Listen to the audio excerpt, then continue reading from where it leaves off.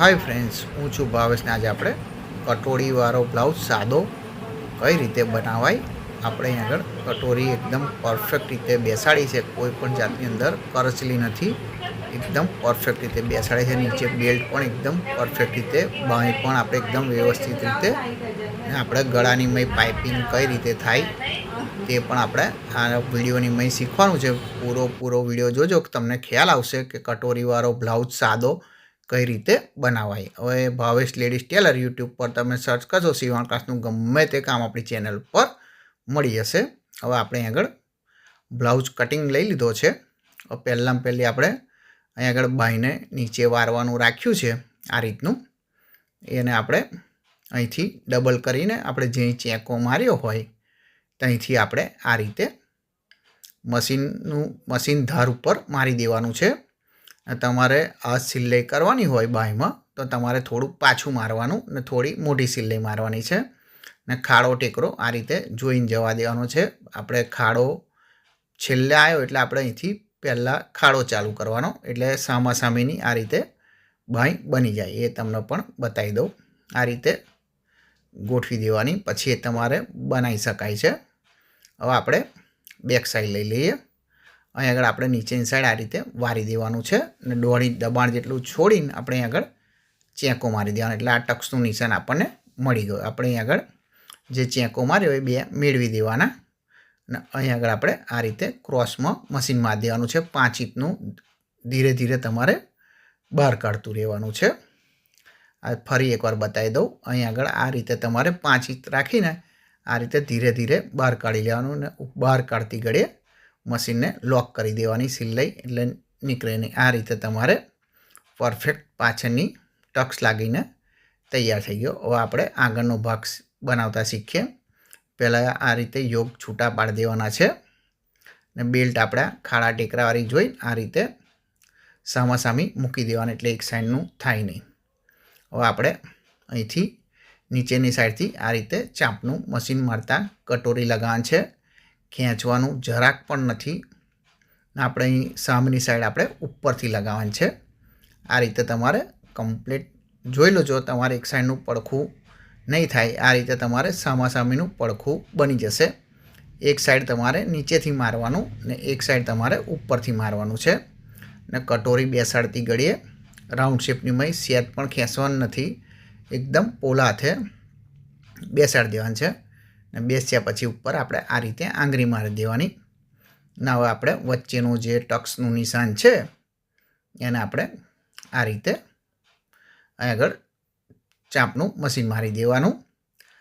એનો કટોરીવાળો બ્લાઉઝ કઈ રીતે કટિંગ થાય એનો વિડીયો જોઈતો હોય, ને ફર્મો પણ કઈ રીતે ફર્મો બનાવાય એનો પણ વિડીયો જોઈતો હોય આપણી ચેનલ ઉપર અવેલેબલ છે. તમારે જોઈતો હોય તો મને કોમેન્ટમાં જણાવજો, તમને તેની લિંક મોકલી આપીશ. ને વિડીયો પસંદ આવ્યો હોય તો લાઈક કરી દેજો, ને તમારા મિત્ર કાં તો સગા સંબંધી જોડે શેર કરી દેજો. આપણે આ રીતનું ગુજરાતીમાં સીવણ ક્લાસનું કામ શીખવાડીએ છીએ. આપ તમારે નીચેનો બેલ્ટ લાગી ગયો એકદમ પરફેક્ટ રીતે. અહીં આગળ હવે એક સાઈડ નીચેથી મૂકવાનો બેલ્ટ, ને એક સાઈડ તમારે ઉપરથી મૂકવાનો, એટલે તમારે પરફેક્ટ સામાસામીનું બનીને તૈયાર થઈ જાય. ત્યાર પછી આપણે બીજી સિલાઈ ગોળ ફેરવીને મારી દેવાની, એટલે આપણા બે સાઈડનું સામાસામીનું કમ્પ્લીટ તૈયાર થઈ ગયું. ને બન્યા પછી સિલાઈ માર્યા પછી ઉપર આ રીતે તમે આંગળી મારી દેવાની. આ આપણે પરફેક્ટ રીતે બની ગયું સામાસામી. હવે આપણે ઉકસાઈ પટ્ટી લગાવીએ. આપણા બેક સાઈડનું જે ગળું કટિંગ કર્યું હોય એ લઈ લેવાનું છે, પછી સીધું કરી દેવાનું, ને અહીં આગળ 1 ઇંચની આ પટ્ટી કટિંગ કરી લેવાની છે, અને એક સાઈડ કિનારી વારી દેવાની. હવે આપણે પહેલાં આઈ પટ્ટી બનાવીએ. અહીં આગળ ઊંધું મૂકીને આપણે ઉપર પટ્ટી પણ ઊંધી મૂકીને ચાંપનું મશીન મારી દેવાનું છે, અને ત્યાર પછી આ રીતે ખોલીને ઉપર ધારીનું મશીન એક મારી દેવાનું છે. વધારાનું કટિંગ કરી દઈએ. હવે આપણે છતું કરી દેવાનું. હવે અહીંથી આપણે ડબલ કરીને વારી દેવાનું છે, ને ત્યાર પછી આપણે આગળ ધારનું મશીન ધારનું, ને તમે મશીનથી આઈ કરતા હોય તો ચાંપનું મશીન મારી દેવાનું. હવે આપણે આઈ પટ્ટી બનાવવા માટે છતું મૂકવાનું છે. અહીં આગળ આપણે બેલ્ટ આગળ ચપટી મારી દેવાની છે ઝીણી, કેમ કે કટોરી ઉપસે તે ચપટી મારેલી હોય તમારે એ પણ ખુલે એટલા માટે આ રીતે તમારે ઉપર ધારીનું મશીન મારીને ફેરવીને આપણે અહીં આગળ એકદમ ધાર ઉપર મશીન મારી દેવાનું એટલે ત્યાં આગળ હાથ સિલાઈ કરવાની જરૂર પડે નહીં. વધારાનું આપણે કટિંગ કરી દઈએ. પછી આ રીતે મૂકીને જોઈ લેવાનું છે નાના મોટી થઈને થયા કે નથી ઉકસાઈ એ જોઈ લેવાનું. હવે આપણે બેક સાઈડ લઈ લઈએ. હવે બેક સાઈડ છતી મૂકવાની અને ઉપર આપણે આ રીતે ઊંધું મૂકી દેવાનું છે. અહીં આગળ કમ્પ્લીટ શોલ્ડર મેળવી દેવાનો અને આ રીતે શોલ્ડર જોઈન્ટ કરીએ તારે જે રીતે આપણે શોલ્ડરમાં ક્રોસ કટિંગ કરીએ છીએ એ રીતે તમારે ક્રોસમાં જ મશીન મારવાનું છે. એટલે તમારે શોલ્ડર ઉતરવાની જે પ્રોબ્લેમ હશે એ 75% સોલ્વ થઈ જશે. હવે આપણે આ કમ્પ્લીટ શોલ્ડર જોઈન્ટ કરી દીધા. હવે આપણે પાઇપિંગ બનાવતા શીખીએ. આપણે વધારાનું કાપડ જે હોય અહીં આગળ એ લઈ લેવાનું છે. પહેલાં અહીં આગળ હું સીધી પટ્ટી નીકળે છે એટલે પહેલાં અહીંથી હું અહીં આગળ કાઢી લઉં. આ આપણે કમ્પ્લીટ નીકળી ગયું. હવે આપણે આની અહીંથી ક્રોસ કટિંગ કરે છે, ઉરપ કટિંગ. અહીં આગળ આપણે ઉરપમાં કટિંગ કરવાનું છે. ક્રોસ કટિંગ એટલે પાઇપિંગ તમારે એકદમ સરસ બેસે એટલા માટે. ને આગળ અડધા કાં તો પોણા ઇંચની આ રીતની પટ્ટી લઈ લેવાની. એ રીતે તમારે ગળાના પ્રમાણે કટિંગ કરી લેવાની છે. અહીં આગળ આપણે જે બે ક્રોસ છે એને આ રીતે જોઈન્ટ કરી દેવાના. અહીં આગળ તમને બતાવી દઉં. આ રીતે બે ક્રોસ મૂકવાના અને પછી જોઈન્ટ કરવાનું છે. અહીંથી આપણે સીધી રાખીને પટ્ટી પછી આ રીતે ફેરવી દેવાની એટલે એક જ સાઈડના કમ્પ્લીટ સાંધા કમ્પ્લીટ એક સાઈડના જ આવી જાય. આપણે આ જોઈન્ટ માર્યા પછી વધારાનું કટિંગ કરી દેવાનું ચાંપનું રાખીને. હવે આપણે એક સાઈડ આ રીતે પાતળી ધાર ઓટી દેવાની છે. એક સાઈડ જ ઓટવાની છે એટલે આ રીતે તમારે કમ્પ્લીટ પાતળી ઓટવાની, બહુ જાડી ઓટવા નથી. એકદમ ફિનિશિંગ લાવવું હોય તો કમ્પ્લીટ પાતળી ઓટવાની. અને ત્યાર પછી આપણે એક ધારી આગળ પટ્ટી કરી દેવાની છે. વધારાનું જે હોય એ આ રીતે છાંટી લેવાનું છે એટલે તમારે પાઇપિંગમાં એક જ સરખીને એક જ ધારી પટ્ટી આવે એટલા માટે. અહીં વધારે ઓછું હોય તો થોડું કટિંગ કરી લેવાનું. આ રીતે આપણે કમ્પ્લીટ એક જ ધારી પટ્ટી બનાવી દીધી. હવે આપણે એને બ્લાઉઝમાં મૂકીએ. હવે આપણે અહીં આગળ ઉક્સવાળી જે છે ત્યાંથી આપણે ચાલુ કરવાનું છે. થોડું આગળ વધારે રાખી દેવાનું વારવા માટે અને ત્યાર પછી આપણે અહીં આગળ ચાંપનું મશીન મારવાનું છે. અને સાંધો મોસ્ટલી તમારે પાછળની સાઈડ જ રાખવાનો છે, આગળની સાઈડ રાખવાનું નથી. અને અહીં આગળ રાઉન્ડ આવે ત્યારે તમારે ખાસ ધ્યાન રાખવાનું. આ રીતે તમારે કાપડ ફેરવતું રહેવાનું છે ને એકદમ ખેંચવાનું નથી. એકદમ પોલા હાથે પટ્ટી બેસાડી દેવાની. આપણે સાંધો આની પાછળ રાખ્યો, કટોરીનો સાંધો આપણે નીચેની સાઈડ રાખવાનો એટલે પરફેક્ટ એ કટોરી બેસી જાય. અહીં આગળ વધારે રાખીને કટિંગ કરી લેવાનું આ રીતે. હવે આપણે ઉપર આ રીતે આંગળી મારી દેવાની એટલે પરફેક્ટ તમારે બેસી જાય. હવે આપણે આગળનું વારી દેવાનું છે ને અહીં આગળ આ રીતે જમણા હાથની મારે જે આંગળી છે એનો આ રીતે ઉપયોગ કરીને અંદરની સાઈડ વાળતું રહેવાનું. ને જે બે કાપડની વચ્ચે સાંધો આવતો હોય એની ઉપર જ સિલાઈ મારવાની છે. કમ્પ્લીટ તમારે આ રીતે પટ્ટી વારવાની ને મશીનની બ્લાઉઝની ને પાઇપિંગની વચ્ચે જે ગેપ પડતી હોય એની મય જ મશીન મારવાનું છે.